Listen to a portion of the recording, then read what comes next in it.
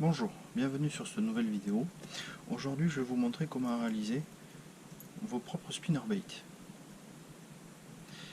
Donc pour ceux qui ne sauraient pas ce que c'est qu'un spinnerbait, c'est un leurre type cuillère dure,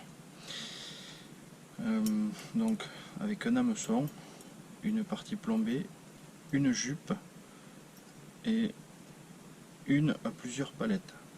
Donc pour aller jusqu'à 6 ou 7 palettes sur certains spinners. Alors, ce sont des leurres assez passe-partout et qui ont quand même souvent pas mal de résultats. A savoir que cette technique peut fonctionner autant sur des leurres que vous possédez, comme celui-ci, dont je prendrai modèle, comme sur ceux que vous pouvez copier sur internet et l'avoir juste en photo. Il faudra par contre que la photo soit prise du leurre bien à plat. Pour réaliser votre spinner, il va vous falloir un petit peu de matériel. Il va vous falloir donc une perceuse et des mèches. Alors, mèche à bois de 3 et mèche à métal en 4 ou 4,5.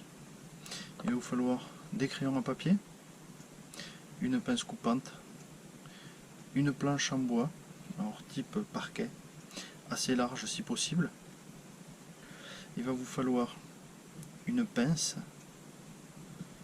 une paire de pinces classiques. Il va vous falloir une paire de pinces à boucler. Alors, ceci n'est pas obligatoire. C'est plus facile à utiliser, mais sur ce montage ce n'est pas obligatoire. Vous allez avoir besoin par contre d'une pince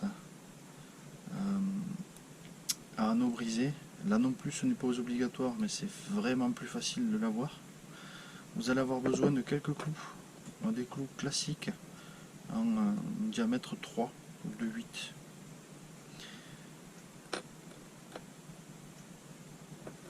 Vous allez avoir besoin d'hameçons, donc des hameçons droits avec œillet, qui seront en rapport avec le spinner d'origine que vous avez. Essayez d'avoir les mêmes hameçons.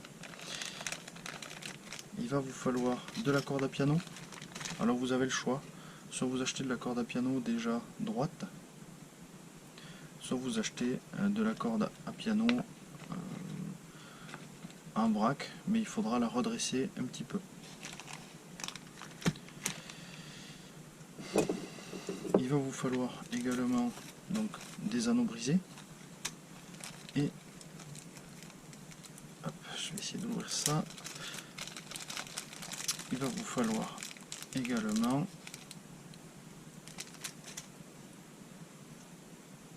ceci, donc des émerillons à roulement. C'est obligatoire, les émerillons barils, ça, au bout d'un moment, ça tourne plus, ça ne fonctionne pas au niveau des palettes. Dès que ça prend un peu de vitesse, l'émerillon baril ne suit plus. Vous allez avoir besoin de cavaliers, comme pour les cuillères. C'est juste des petits bouts de métal en forme de fer à cheval. Vous allez avoir besoin de billes séparatrices. Qu'importe la taille, ça c'est pas très grave. Au pire, s'il y a pas assez d'espacement, vous pouvez toujours en mettre 2 ou 3. Et vous allez avoir besoin de palettes.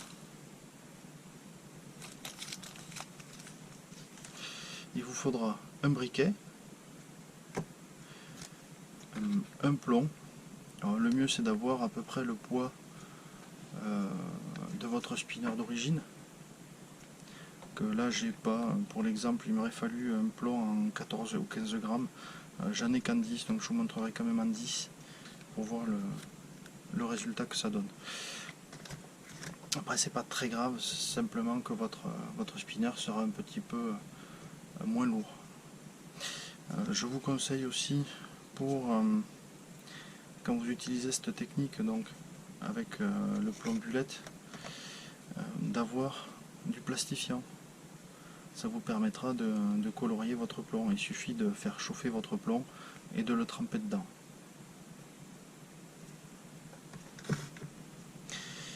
vous faudra également des gaines thermorétractables à diverses tailles, diverses couleurs. Et il vous faudra pour finir une jupe.